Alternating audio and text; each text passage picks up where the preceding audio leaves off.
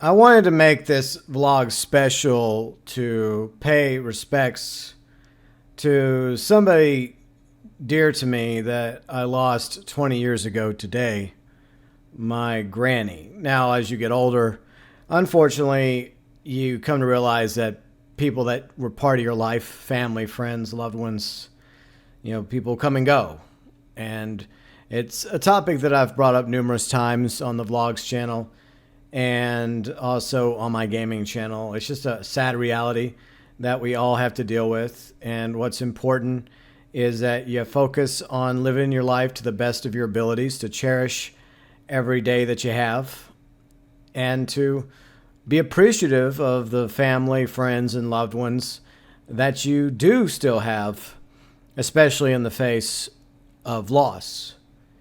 So 20 years ago, I was obviously 20 years younger, my granny passed away. So just to, I guess, create the family tree for you. My granny and papaw were my mom's adopted parents, but they were basically her real parents. Didn't matter to them that she or her brother were adopted. They loved them just as much as blood. It didn't really matter, and that's the way it is with most adopted parents. They love their children. Doesn't matter what the DNA is. Love is love. On the other side is my dad. And his mom was my grandma.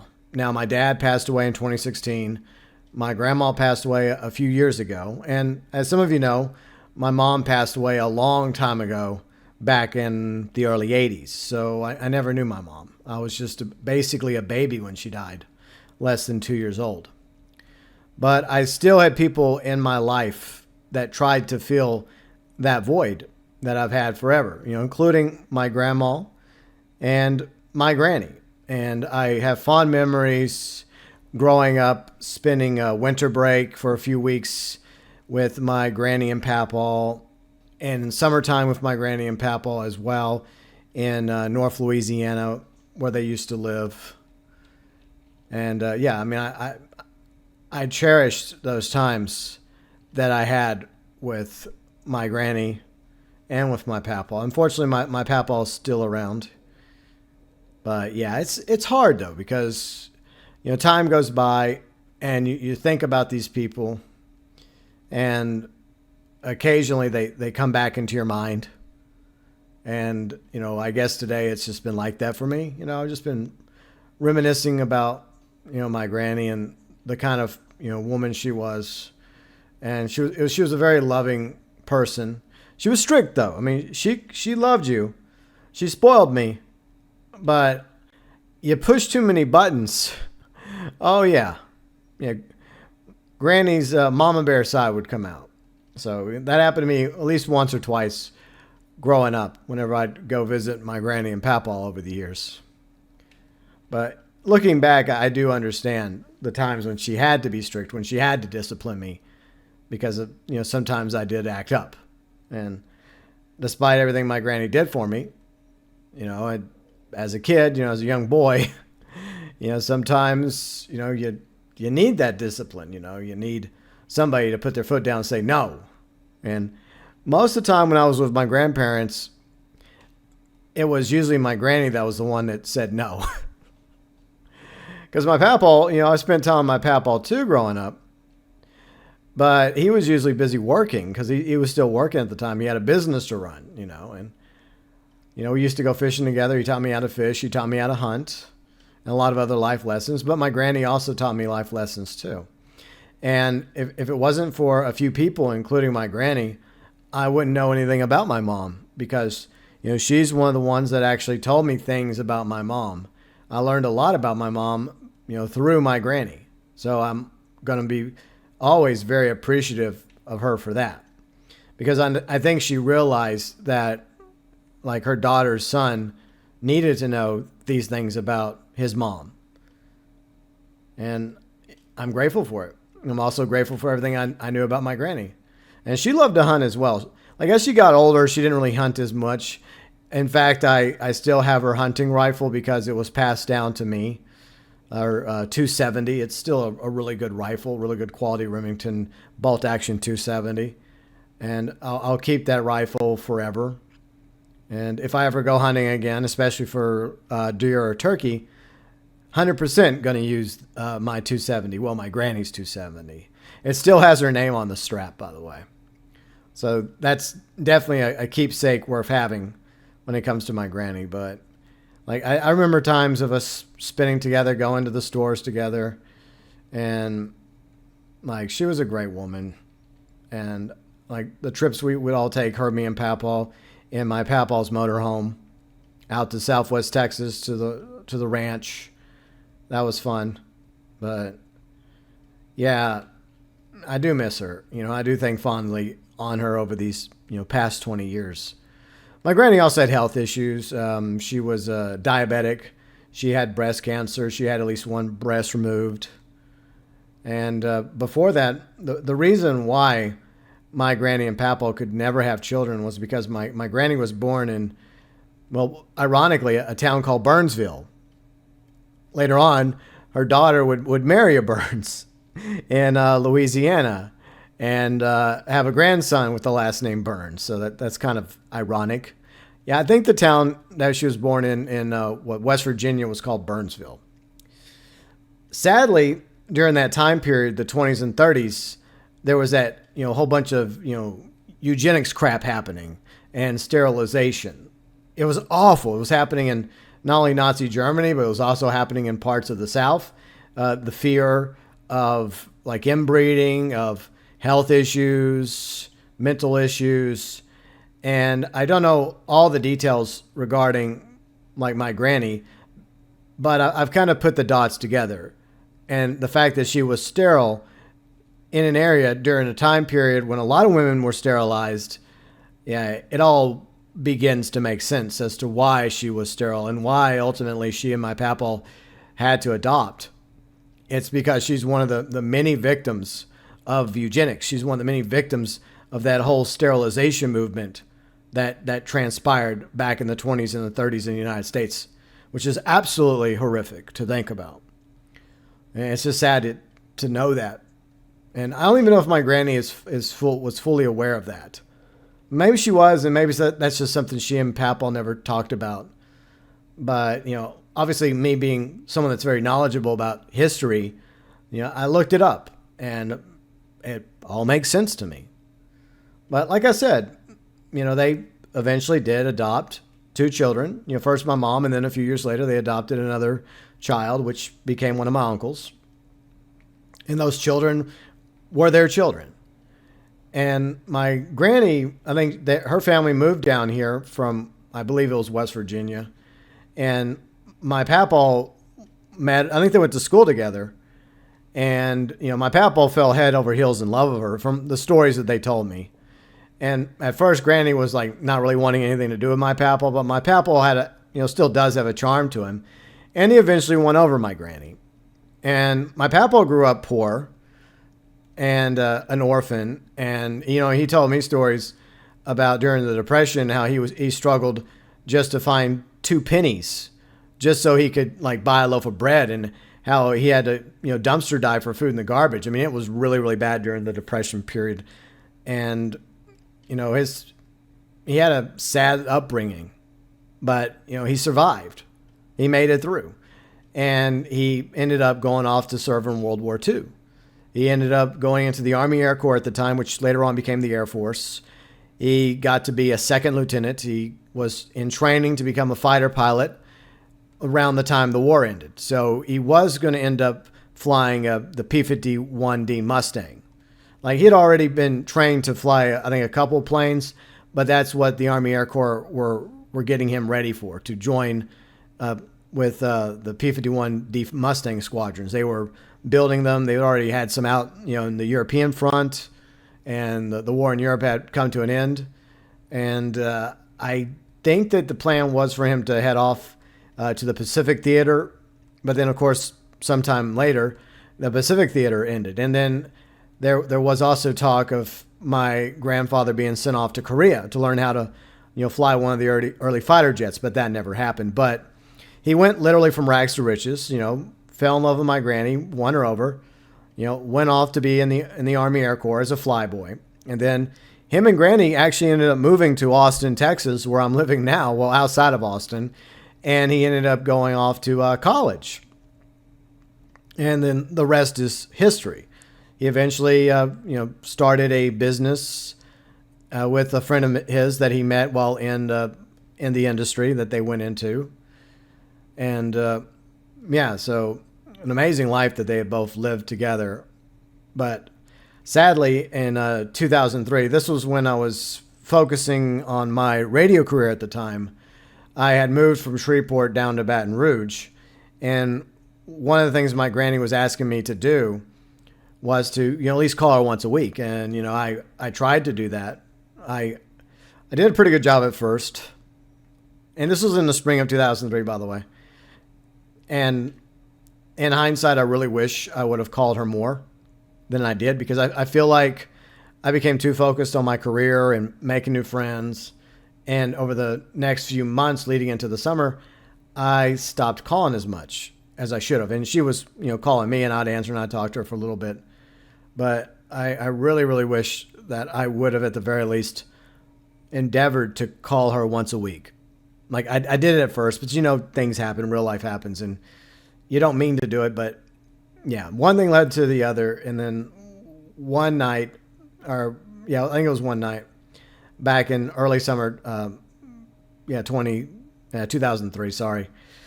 My grandfather called me, and he was a mess. He was an awful mess because Granny had just had a heart attack. And so the next morning, I got in my truck at the time. I left Baton Rouge early in the morning, and I went up to Shreveport for a few days to spend time with my papaw and my uncle and Granny. But unfortunately, it was too late. Granny was already in the hospital. She was in a coma. She had, wires and tapped into the machine. And, I guess I kind of panicked a little. I guess I kind of lost my nerve at the time. And I stayed for about a day or two, and then I made an excuse and I left. And that was the last time I saw Granny. A few weeks later, she had died. They attempted to do a heart surgery on her. It was successful at first, but in the end, it proved not to be. And, of course, 20 years ago today was the day that she passed away. I mean, I did go back for the funeral and everything. And eventually my grandfather did remarry, and he's still married 20 years later. So he was able to start a new life, and I'm very happy that he was able to find love again with someone else who had also lost her husband. And they knew each other for a while prior to them rekindling their friendship, which became a relationship and marriage. So it did work out for my papaw and his wife in the long term. But I feel like that was a major change for a lot of people that were involved in our lives back then. The loss of my granny affected a lot of people. It affected my papaw, obviously. It affected me. It most likely affected her son, my uncle. I have several uncles on my dad's side, several of his brothers, but then I have one uncle on my mom's side. So it affected a lot of us, in many ways, and still does today. But I tried to honor her memory. I tried to keep going in honor of all those that I've lost. My granny, my mom, my dad, my grandma. And it's sad because I know that if I continue down this road, I'll lose more people that I love and care about along the way. But that's life. I'm just grateful that I'm still around, and that there are still people around that I love and care for. And yeah, you may lose people along the way, but part of them will always stay with you as long as you remember them. And like, I still have fond memories of my granny, so there's always going to be a part of her that lives on in me. And yeah, I mean, do I still have some guilt for not calling her as much as I should have? Yeah, of course I do. Do I have guilt for not staying there longer than 2 days? Yeah, I do. I should have stayed with my papaw. I should have, I should have done a lot of things. I was a lot younger, and I was trying to focus on my radio career. And I guess it was tough. It was really tough for me.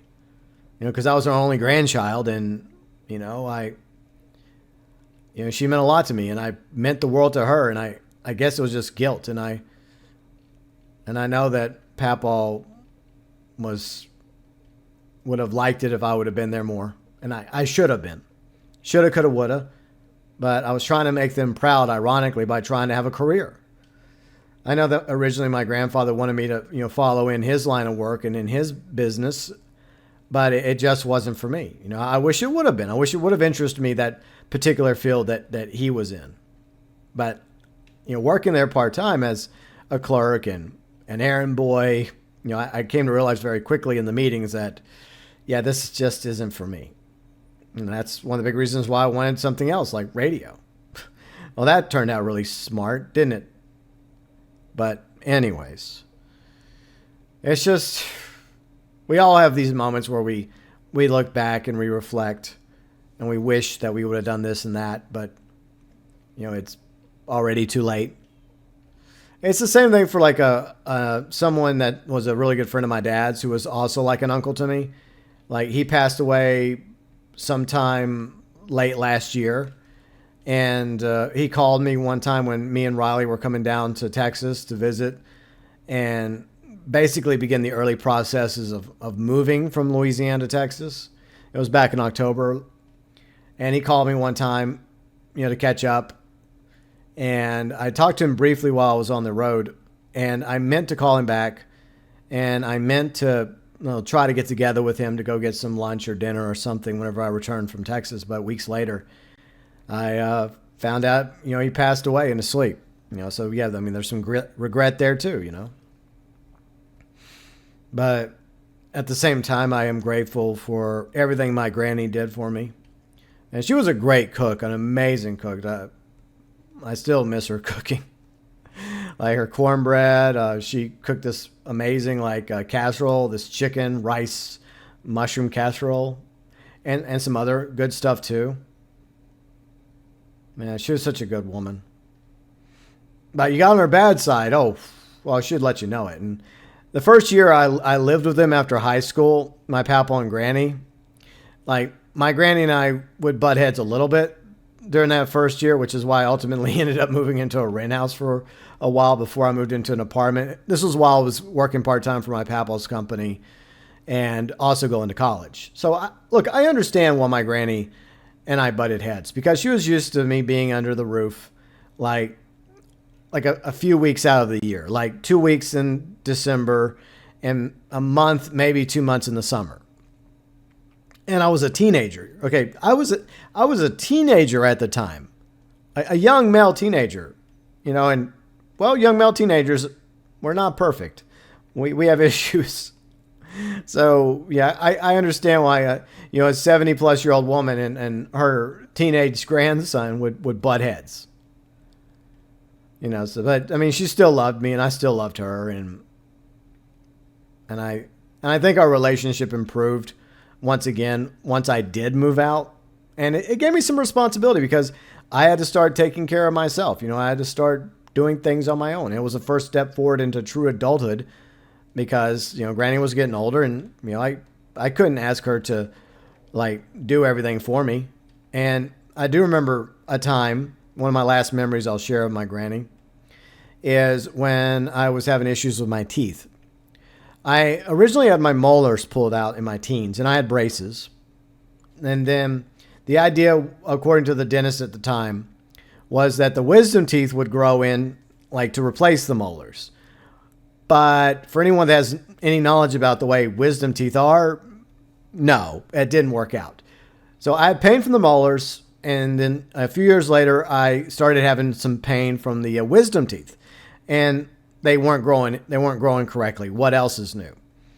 So I was given an option by the dentist. He's like, well, the new dentist. There was the dentist back in East Texas I went to, and then there was a dentist in Louisiana that I went to in my early adulthood, shortly after high school, a year after high school. And I was still living with my granny and papa at the time and going to college and part-timing. And he gave me the option. He's like, okay. And I think this was before Thanksgiving. So I kind of missed out on that Thanksgiving meal. He's like, we can remove 2 out of 4 of the wisdom teeth and then the other 2 later, or we can knock you out and we can just take them all out. And I said, okay, let's just do that. Let's just knock me out and just take out all 4 of my teeth. And so that's the way it happened. I got knocked out, 4 wisdom teeth taken out. And it was my granny over the next day or two that nursed me, while I was laying in bed in the guest room recovering. She was constantly bringing me, pudding and ice cream and anything I needed to drink, like water, etc. And like mixed in like a gravy rice concoction so I could have something to eat. And if it wasn't for my granny, I mean, the recovery process would have been a lot worse than it was. And there's numerous times she was there for me. And I'll always be grateful for the times that I was lucky to have her in my life. I really am. Yeah.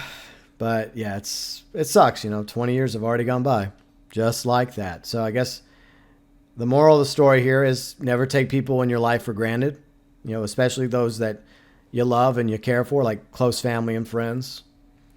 And especially individuals that happen to be older. Like I tried to, call my grandfather the other day, but didn't answer.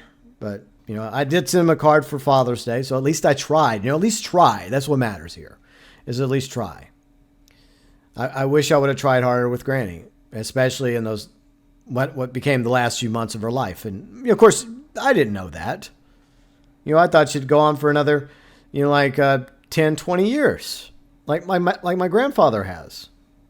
I'm fortunate he has, but you never know when your time's up, and that's the scary reality. So you got to live each and every day as if it's your last, and you got to never take people for granted that happens to be in your life that matters to you. And she mattered to me, and she mattered to a lot of people, my papaw and several others. Devastated and shocked by her passing. But we honor her memory and her legacy. And as long as those of us that still remember her, we still do that, then yeah, there's part of her that does live on. And, she had a very difficult life, but she also had a very good life, because my papa was able to have a successful business and help provide for her. They had 2 children that they raised together. They were able to go on trips and do things. And despite her upbringing, despite growing up, unfortunately, in an area that was, part of, the eugenics and sterilization and being one of the many, many victims and having diabetes and, breast cancer, my granny still, kept forward, moving forward. At night, she loved watching TV shows like Golden Girls and a lot of the old, like, black and whites, like Andy Griffin, Gomer, Beverly Hillbillies, like I Dream of Jeannie, Bewitched.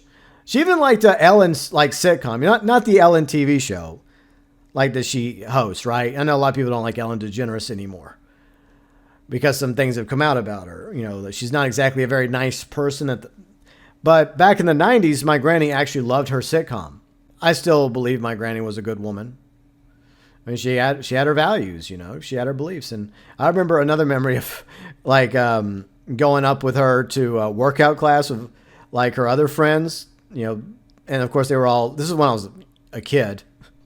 So a young boy going up with his granny to work out at their church, at my granny and papa's church, right? So yeah, they'd go up, her and me and her friends, for like an hour watching Richard Simmons tapes. And all of her friends fawning over me, over this little boy, because they were all like grandmas themselves. So it was kind of funny looking back at it. Because I was like the only young boy that was in their class, but Granny would take me with her all the time whenever she had an opportunity. But yeah, she was a good woman, but definitely a woman of her time, absolutely. And she's missed. And like, she wasn't perfect; she was flawed, just like the rest of us. And that's just the way it is, And I'm flawed, and you're flawed. We're all flawed, but I do believe that most people are generally good people at heart, and I believe she was as well. So yeah, I mean that's pretty much all I got to say about my granny. 20 years later, hard to believe that it's been 20 years since she's passed, and I hope that there is life beyond death. I know I've talked about that before. I'm not religious. I am spiritual. I do believe that there's something beyond this life. Like I do believe in a supreme being or God. I do believe in like reincarnation, and I do believe that maybe there is rhyme to the reason that maybe these different streams flow into the same river when it comes to religion. And on top of everyone else that I've lost over the years, including my mom, my dad, grandma, several friends, and now my granny, my granny 20 years ago, and most recently my cat Jadis. I really do hope that I see him in the next life. But as long as I draw breath, I hope that I will continue to honor my granny's memory along with the memory of everyone else that has passed. And as long as I remember them, part of them will always live on in me.